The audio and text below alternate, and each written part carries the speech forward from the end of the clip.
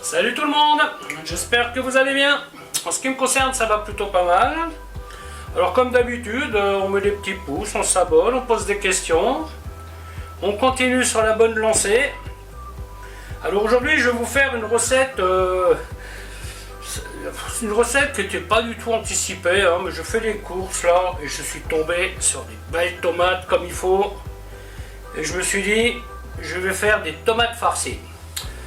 Alors, les tomates farcies que je vais faire aujourd'hui, bon, c'est une farce qui est assez classique, hein, donc je vais hacher la viande moi-même, hein, parce que les viandes hachées pour tomates ne me conviennent pas. Je trouve que payer 14 € pour une viande avec de l'oignon et machin dedans, c'est pas du tout intéressant. Or que ça, vous voyez, je l'ai payé par exemple 8 € le kilo. Et ça 13 € le kilo. Et donc là je sais ce que je vais mettre dedans, hein. Donc j'ai fait moitié échine, moitié bœuf.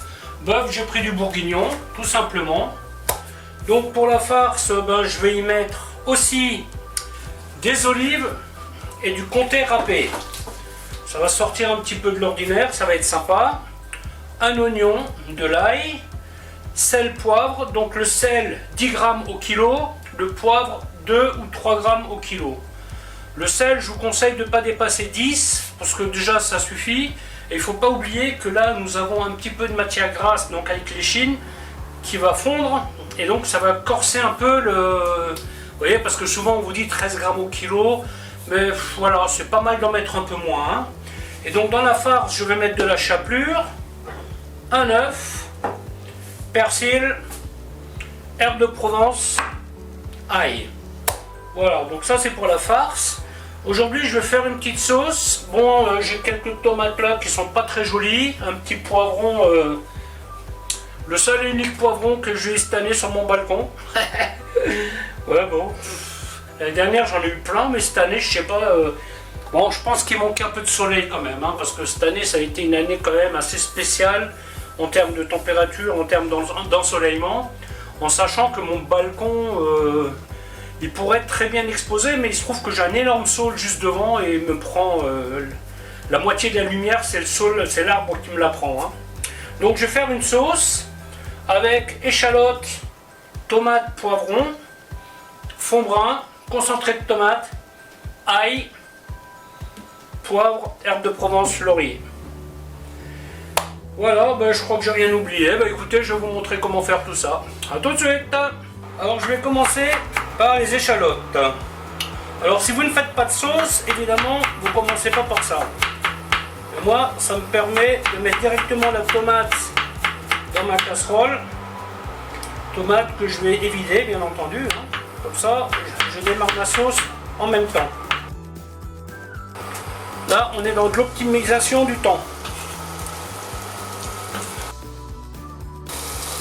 Feuille de laurier, clou de girofle, herbe de Provence. Ensuite, vous coupez le chapeau de tomate et on va les vider. Alors ces tomates là, je vous conseille de les prendre assez fermes, hein.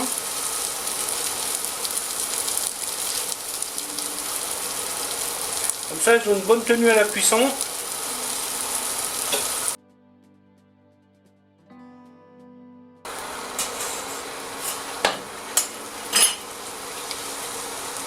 Il n'y a pas à dire, cet outil-là est quand même le mieux, hein.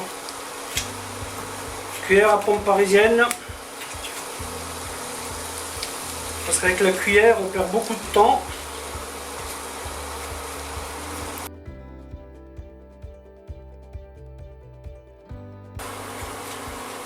Quand vous faites comme ça, vous mettez les échalotes à tout petit feu. Ça vous laisse le temps de faire les tomates en même temps.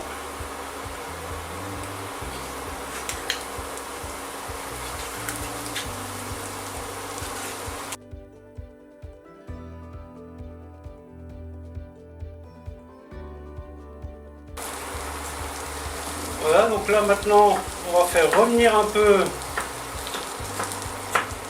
le poivron.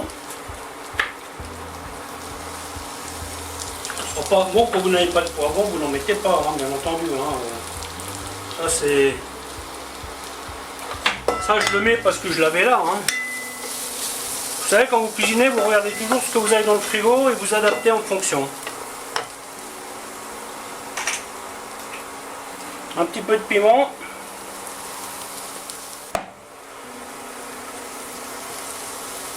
Voilà, après je vais mettre toutes ces petites tomates là. Ça c'est plus du débarrassage qu'autre chose. Bon, ça c'est le genre de sauce, si vous en avez trop, c'est vraiment pas grave. Hein. Ça vous pouvez réutiliser très facilement. Hein. Que ce soit avec du poisson, faire des pâtes, vous pouvez y rajouter de la viande hachée, ça vous fait une espèce de bolognaise. Ça c'est le genre de sauce vraiment facile à réutiliser.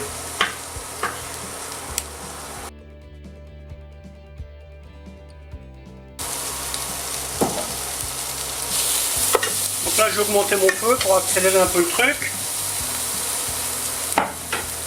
Là, maintenant, j'assaisonne l'intérieur des tomates et je vais les faire dégorger un peu.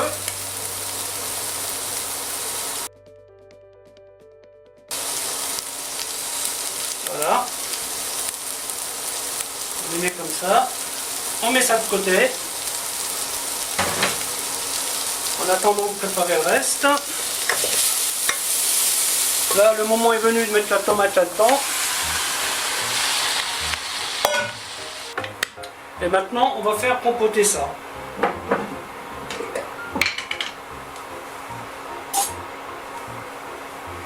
Je peux y mettre l'ail. Donc là, on attaque la farce. Vous voyez, là, je ne me casse pas la tête. Hein. Je vais tout simplement tout passer au hachoir. Selon le hachoir que vous avez à la maison, je vous conseille de couper la viande en plus petit. Comme ça, votre hachoir souffrira moins.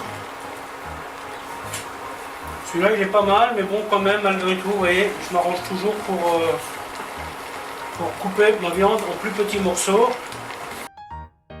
Donc là, je compte 250 g de farce par tomate. Alors, petit conseil, quand vous faites ce genre de farce, n'hésitez pas, faites-en un peu plus. C'est un peu rageant de ne pas en avoir assez. Hein. Et si vous en avez trop, c'est pas grave. Vous en faites un steak haché et ça marche très bien.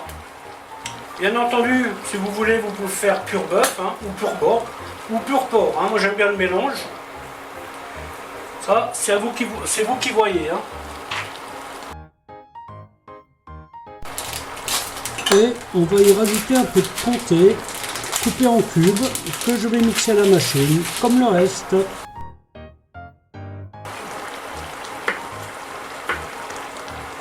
Les olives,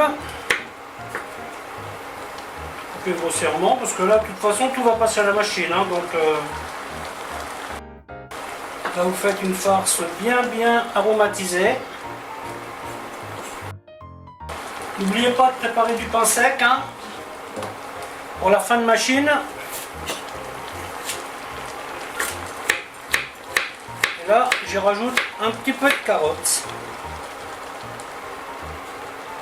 qui vont rester fermes. Ça va être un petit croquant dans la farce. On n'oublie pas la tomate hein, parce que ça a tendance à accrocher assez rapidement. Un peu de coriandre. Voilà, et pour finir, un petit paquet de persil. Voilà, maintenant nous sommes prêts à passer ça au hachoir. Pensez à noter le poids sur votre récipient. Ça vous permettra de peser sans problème par la suite. Et voilà, maintenant on y go. On y go pour du bruit.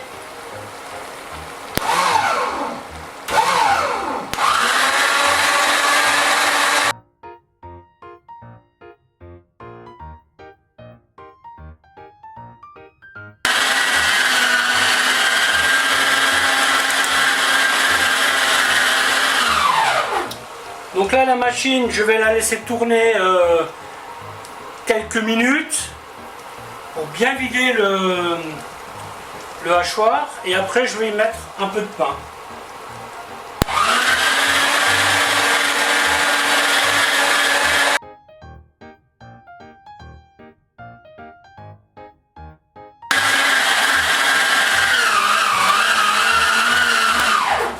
Quand vous voyez le pain sortir par là, ben ça veut dire que toute la viande est sortie.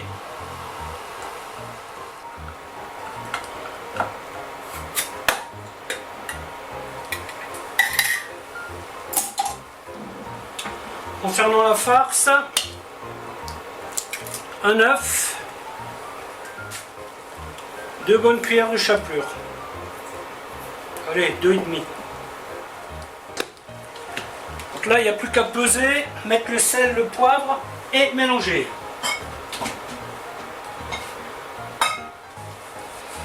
Concernant la sauce, vous voyez que là, on a réduit en coulis. Mais comme c'est une sauce qui va être rustique, alors que j'ai pas envie de la filtrer ni de la mixer, ben je vais prendre mon presse-patate. Voilà, vous voyez, et je vais l'écraser un peu. J'y mets un peu de tomate concentrée.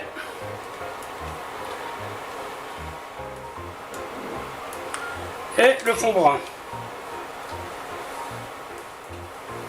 Un peu de sel.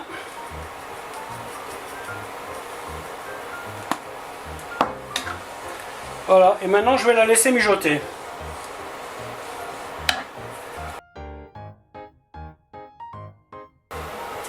Oula, j'ai de la masse, hein.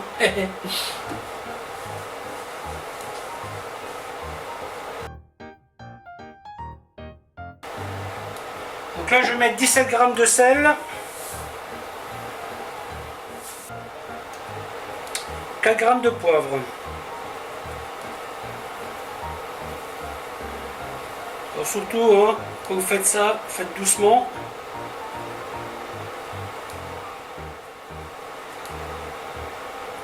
Ce ne sont pas des balances idéales pour peser des petites doses comme ça.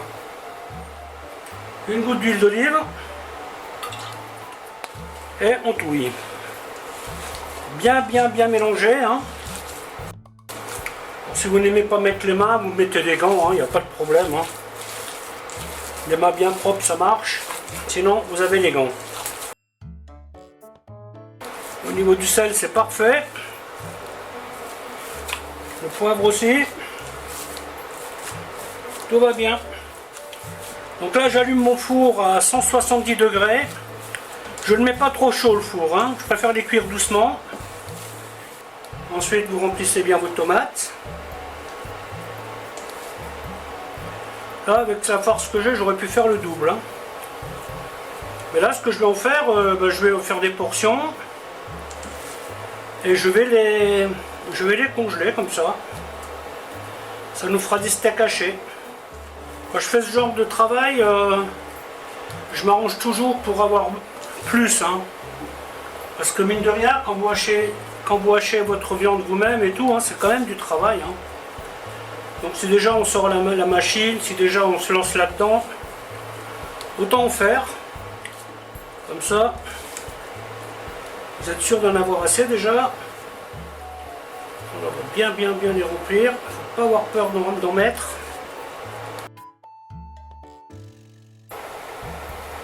Chapeau.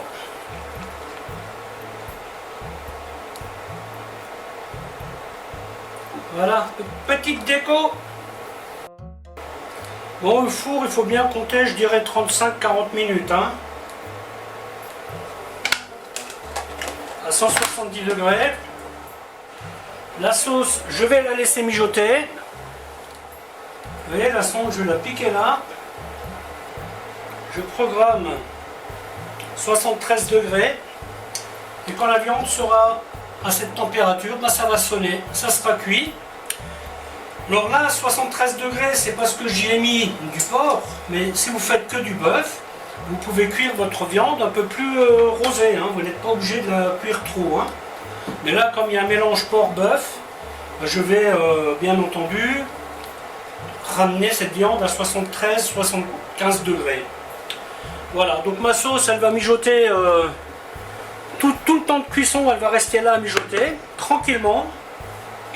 Et puis voilà, bah écoutez, la vidéo elle va s'arrêter là, en espérant qu'elle vous aura plu, et je vous dis bye bye pour une autre recette. Salut!